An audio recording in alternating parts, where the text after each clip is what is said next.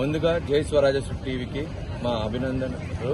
ఎందుకంటే మేము protest start చేసి 7 రోజులు అవుతుంది. 7 రోజులు మా వెంటే ఉండి మమ్మల్ని కవర్ చేస్తున్నందుకు ప్రత్యేక ధన్యవాదాలు తెలుపుతూ, ఏదైతే మా పోరాటం స్టార్ట్ చేసిందో జస్టిస్ ఫర్ అభయ అని, అభయకు జస్టిస్ జరిగేంత వరకు మా పోరాటం జరుగుతుంది. అలాగే పాటు ఇంకో అభయ కాకూడదని ఎందుకైతే మేము పోరాటం స్టార్ట్ చేశామో, justice for doctors and justice for Abhaya, ఇది ఏ government, West Bengal government, central government ఎవరూ పట్టించుకోలేదు. నౌ సుప్రీంకోర్టే సుమోటోగా తీసుకుంది కేసు. రేరెస్ట్ గా సుప్రీంకోర్టు సుమోటోగా తీసుకుంటుంది కేసుని. ఈ కేసు ఇండియన్ మెడికల్ ఎమర్జెన్సీ రావడం వల్ల ఈ కేసు సుప్రీంకోర్టు సుమోటోగా తీసుకుంది. సుప్రీంకోర్టు హియరింగ్ ఏం వచ్చిందంటే డాక్టర్లకు కంపల్సరీ రక్షణ కావాలి.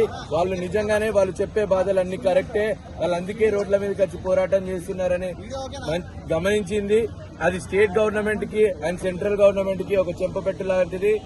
వాళ్ళు పట్టించుకోకపోతే సుప్రీంకోర్టు మేమున్నామంటూ మా కోసం ఒక కమిషన్ వేసింది. ఆ కమిషన్ 3 వారాలలో ఫామ్ చేసి దాని రిజల్ట్ 1 వారంలో సెంట్రల్ గవర్నమెంట్ అమలయ్యేలా చూసుకోవాలని సుప్రీంకోర్టు ఆర్డర్స్ ఇచ్చాయి. అలాగే మా జస్టిస్, మా పోరాటం ఎందుకు స్టార్ట్ అయిందంటే జస్టిస్ ఫర్ అభయకి జస్టిస్ జరిగేంత వరకు మా పోరాటం సాగుతుంది. ఇప్పటికీ మేము పోరాటంలోనే ఉన్నాం. మా స్ట్రైక్ కంటిన్యూ అవుతుంది. ఆర్జే మెడికల్ కాలేజ్ సిచ్యువేషన్ మాకు నైట్ కి తెలుస్తుంది. మా జనరల్ బాడీ మీటింగ్ అయిపోయిన తర్వాత నెక్స్ట్ డిసిషన్ ఉంటుంది. మీరు చేస్తున్నటువంటి నిరవధిక సమ్మెను నిన్న సుప్రీంకోర్టు సుమోటోగా స్వీకరించింది.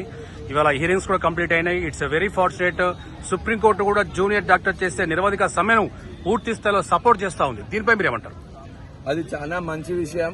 సెంట్రల్ గవర్నమెంట్ కి, స్టేట్ గవర్నమెంట్ కి మేము ఎన్ని రిప్రజెంటేషన్లు ఇచ్చినా ఈ 7 రోజులు మాకు ఎలాంటి స్పందన రాలేదు వాళ్ళ దగ్గర నుంచి. అయినా కూడా మా సుప్రీంకోర్టు గమనించింది అందరికి ఇక్కడ రక్షణ అవసరం, మినిమం ఫెసిలిటీస్, రూమ్స్. ఆఖరికి సుప్రీంకోర్టు కూడా చెప్పింది వాళ్ళకు రెస్ట్ రూమ్స్ అండ్ టాయిలెట్స్ లేవని.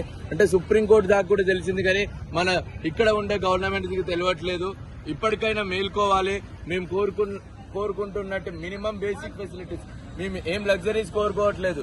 జస్ట్ డ్యూటీ అవర్స్ లో 36 గంటల్లో మాకు ఒక టాయిలెట్ కట్టండి, మేము ఎక్కడున్నామో అక్కడ ఒక పడుకోవడానికి ఒక బెడ్ అలర్ట్ చేయండి. దానికన్నా ఇంకెక్కువ కోరుకోవట్లేదు. ఇది సుప్రీంకోర్టు గమనించింది. ఇలాగే స్టేట్ గవర్నమెంట్ కూడా దాన్ని ఫాలో అవుతాడని మేము ఆశిస్తున్నాం. అభయ విషయంలో మీ యొక్క నిరవధిక సమ్మె అనేది ఇంకా ఎంతకాలం పాటు భవిష్యత్తులో కొనసాగుతుంది? సిబిఐ తాజా రోజు సుప్రీంకోర్టు తాజా రోజు సిబిఐని వాళ్ళ ఛార్జ్షీట్ ఫైల్ చేయాలని సుప్రీం చెప్పారు. సో అప్పటి వరకు మాది జరుగుతూనే ఉంటది. ఇవాళ మేము జనరల్ బాడీ మీటింగ్ అయిపోయిన తర్వాత మేము డ్యూటీలకు వెళ్లాలా వద్దా, వెళ్లి ప్రొటెస్ట్ కంటిన్యూ చేయాలా వద్దా అనేది మేము జనరల్ బాడీ మీటింగ్ అయిపోయినాక డిసైడ్ అయింది.